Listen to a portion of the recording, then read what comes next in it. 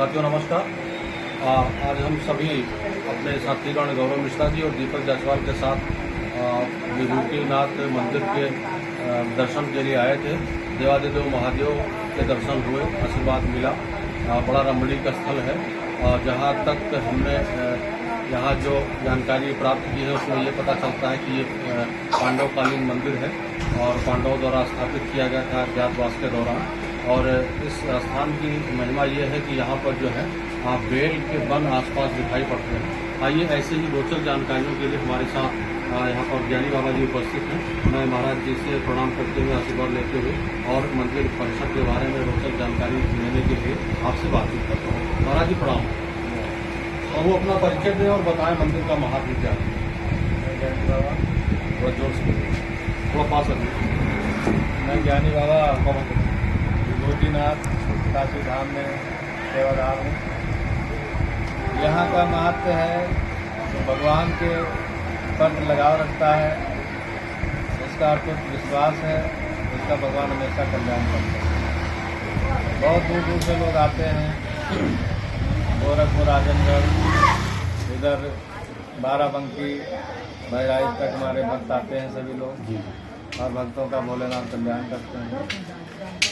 मंदिर परिसर में जो परिसर है उसके अंदर जिधर बैरिकेडिंग लगा है उसके अंदर रात रहने के लिए, विश्राम करने के लिए अनुमति नहीं होती। अच्छा, जो जरा दिखा दीजिए भैया। ये जो मंदिर परिसर के बैरिकेडिंग का हिस्सा है, इसमें रात्रि प्रवास का जो है अनुमति नहीं है। ये ऐसी, हाँ दिखाइए, इधर दिखाइए। ऐसी मान्यता क्या है महाराज जी?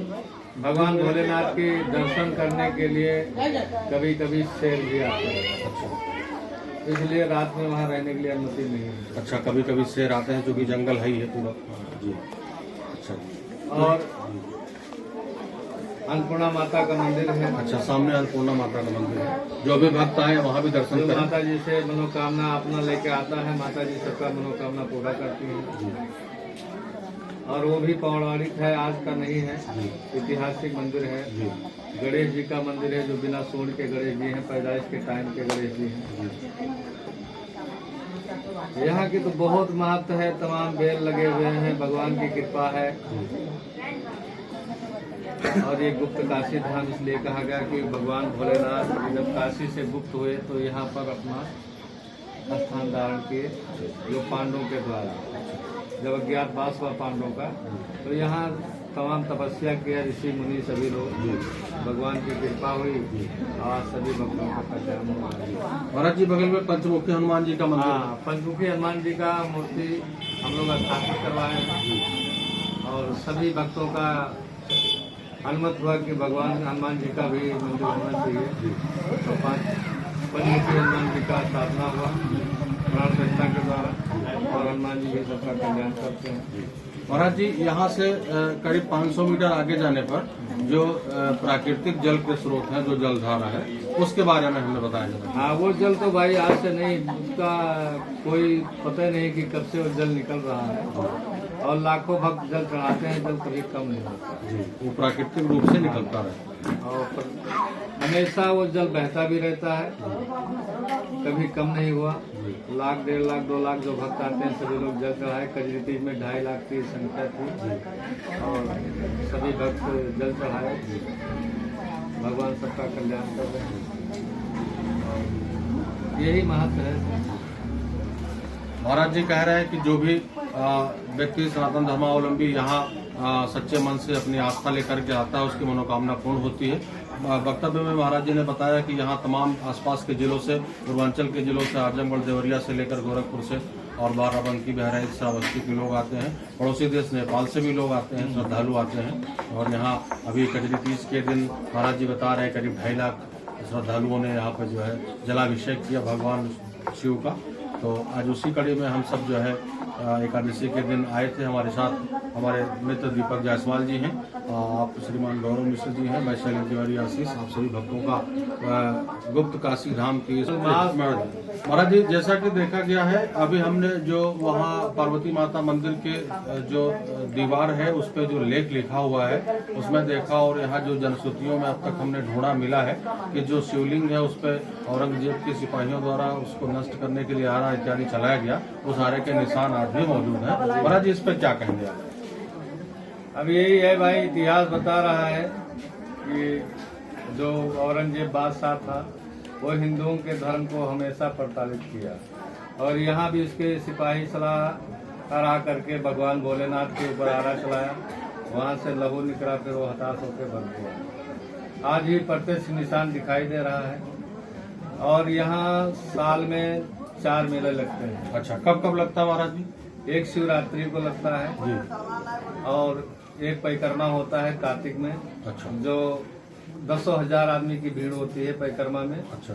ये हमारे परिक्रमा 14 कोसी का होता है, जो बाबा के दरबार से चल करके सिरसिया होते हुए और रजिया तालाब से होते हुए फिर वापस आता है। बाबा जी, ये जो रजिया तालाब था, इसे इसका नाम है यक्ष सरोवर। यक्ष सरोवर।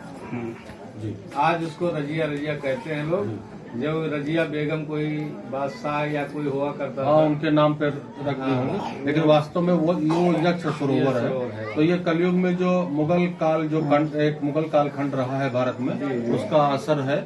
और तमाम जो सनातन धर्म के जो प्रतीक हैं उनको नष्ट करने का प्रयास किया गया था, उसमें से रजिया ताल नाम दिया गया। आज भी हमारे यहाँ जो लिखा है ये सरोवर लिखा है। जी हाँ। हम लोग कभी रजिया उसको नहीं कहते। नहीं महाराज जी, और इंटरनेट वगैरह पे सर्च करने पर भी और पुरानी जगहों पे सर्च करने पर उसको यक्ष सरोवर ही उसका नाम मिला। जी जी जी। वहाँ पर जब 5 पांडवों के द्वारा जी। जब उनके भाई गए थे जल लेने के लिए, जी। तो वहाँ प्रश्न किया था। जी। और प्रश्न करने के बाद में भगवान भोलेनाथ को जल ला करके वहीं चढ़ाए।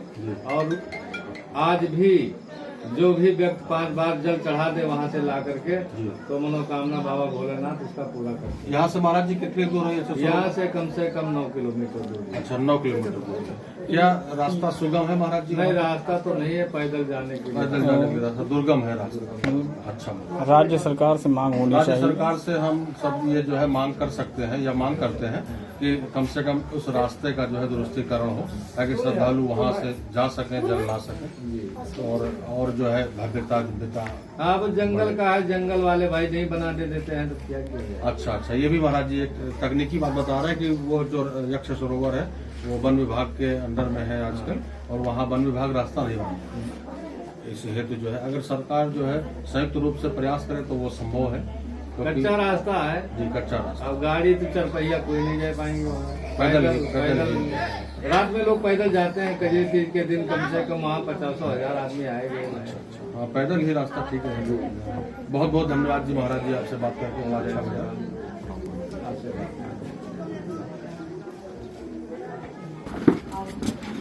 इस क्रम में हम मंदिर परिसर में उपस्थित श्रद्धालुओं से बातचीत करते हैं। भाई साहब, कहाँ से हैं आप? हम बेचईपुरवा से। अच्छा, बेचईपुरवा जनपद श्रावस्ती। जी। दर्शनार्थ आए थे? हाँ, दर्शन करने आए थे। अच्छा, ये बड़ा अबीर उबीर लगाए हैं, क्या वजह? ये गणेश का आज जो उसको है यानी विसर्जन का, तो उसी में हम आए हुए। पीछे जो है मूर्ति आ रही है। अच्छा। हम मोटरसाइकिल से पहले यहाँ पहुँच अच्छा, गए। कहाँ विसर्जित करते हैं?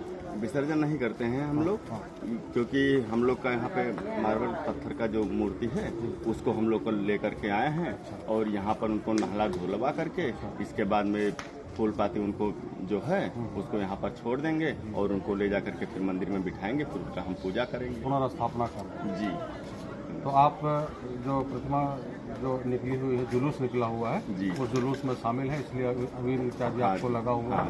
मंदिर परिसर के पौराणिक महत्व के बारे में आप कुछ बता पाएंगे?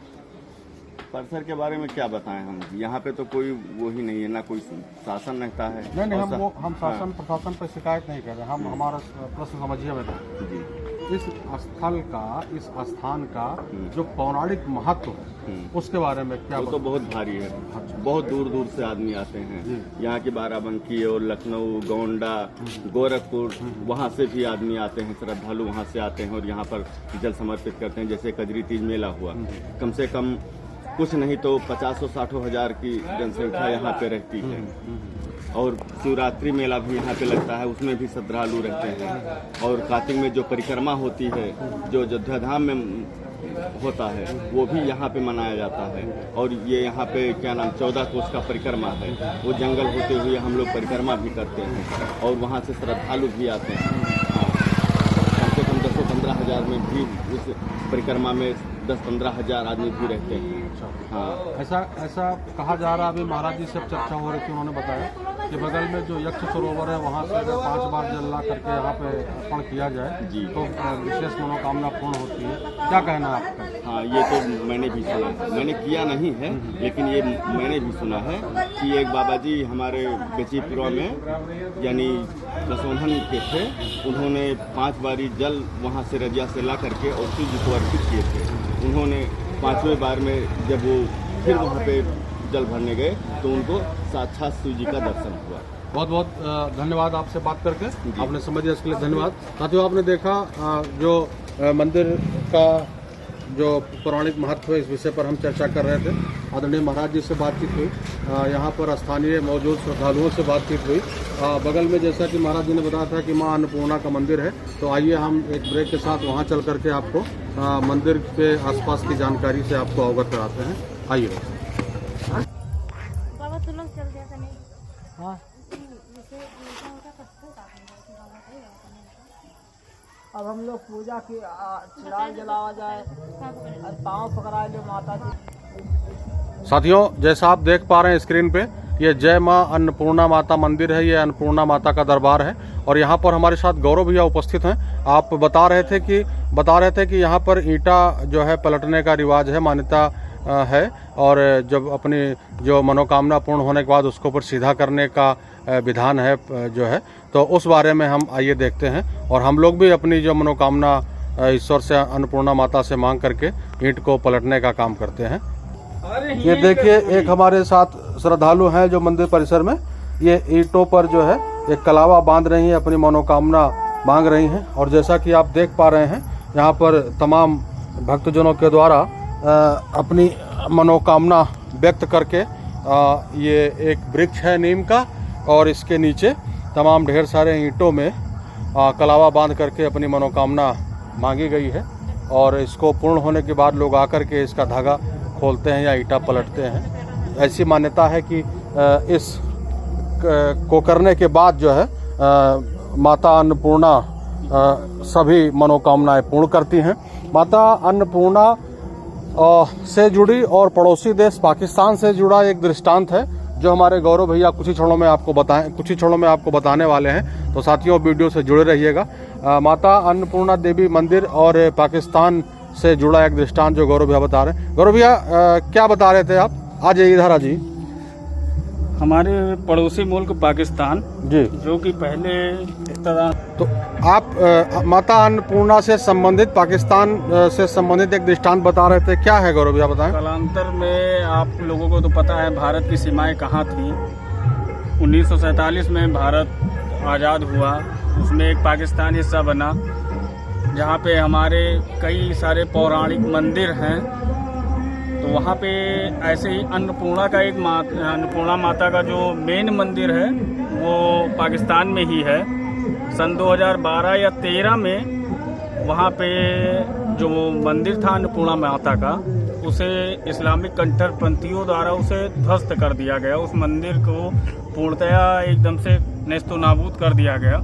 और वहाँ पर इस वजह से भी कहा जा सकता है कि आज जो पाकिस्तान की दयनीय स्थिति है वो पाकिस्तान में शायद माता अन्नपूर्णा का प्रकोप की वजह से है। आज पाकिस्तान में वो स्थिति उत्पन्न हो गई है। हमारे यहाँ अन्नपूर्णा माता को अन्न की देवी माना जाता है। कोई भी रसोई पकाया जाता है या घर में कोई नई स्त्री आती है जिनका होता है, उन्हें अन्नपूर्णा का रूप माना जाता है, उन्हीं के द्वारा हर एक चीज़ कराया जाता है। ये माँ अन्नपूर्णा देवी के दृष्टांत को पाकिस्तान से जो रिलेटेड दृष्टांत है बता रहे हैं। मैं बीच में जरा सा गौरव भैया को रोकना चाहूँगा। यहाँ पे दूर दूर से श्रद्धालु आते हैं। एक भाई साहब आए, कहाँ से हैं भैया आप? लक्ष्मणपुर बाजार श्रावस्ती से आए हैं। परिवार के साथ आप आए, छोटी सी प्यारी सी बच्ची आपके गोद में है। ये अन्नपूर्णा माता मंदिर पर अभी मैं देखा कि आपके साथ आई महिलाओं ने ईंट में जो है कलावा बांधा है। तो ये क्या रिवाज है? अभी मैं पहली बार आया हूँ यहाँ पे। सब बोलते हैं कि सब जो बांधते हैं तो उसका उनकी मनोकामना पूर्ण होती है। ठीक, धन्यवाद जी गौरव भैया। तो हमारा यही कहना था कि जो आज पाकिस्तान की दयनीय स्थिति है और जो आज इतनी दुर्गति हुई है कि वहाँ पे भूखमरी से आज लोग ग्रस्त हैं, ऐसे हैं। वैसे तो लोग कहते हैं कि भगवान एक होते हैं, तो ऐसे ही हमारे यहाँ जो अन्न की देवी हैं वो अन्नपूर्णा माता हैं। कोई भी रसोई में अगर स्टार्ट किया जाता है, कुछ किया जाता है, तो अन्नपूर्णा माता का पूजा करके फिर उस रसोई का शुरुआत किया जाता है। और वहाँ पे उन कट्टरपंथियों ने उस देवी के मंदिर को ही ध्वस्त कर दिया। तो आज जो स्थिति उत्पन्न हुई है उनकी शायद उसका एक नजरिया ये भी है, और पाकिस्तान से एक अनुरोध भी है कि शायद वो अपनी इस स्थिति को दूर कर सकते हैं अगर माता अन्नपूर्णा का वो मंदिर फिर से जीर्णोद्धार किया जाए और उस मंदिर का फिर से अच्छे से भक्तगणों के लिए बनाया जाए, खोला जाए, जिससे उन भक्तगणों का उद्धार तो होगा ही होगा, साथ में पाकिस्तान का भी उद्धार होगा। साथियों, अभी गौरव भैया बता रहे थे आपको, ये बहुत बड़ी बात कह रहे हैं। और सनातन धर्म में ईश्वर के प्रति आस्था का भाव देखिए। आप कह रहे हैं कि पाकिस्तान में जो समस्या आई हुई है, जो भुखमरी की स्थिति प्रकट हुई है, उत्पन्न हुई है, तो वो अन्नपूर्णा माता मंदिर के जो तोड़ने की वजह से हुई है। तो आपने एक सजेशन दिया है पाकिस्तान को यहाँ से, श्रावस्ती की धरती से, कि वो अन्नपूर्णा माता मंदिर का जो जीर्णोद्धार कराएं, उनकी पुनर्प्रतिष्ठा करें, पुनर्स्थापना करें, तो शायद वहाँ की जो अन्न संकट से जूझ रहे हैं उस पर लगाम लगे, उस पर जो है उनको कामयाबी मिले। बहुत बहुत धन्यवाद भैया बातचीत करने के लिए। जय माता। जय माता।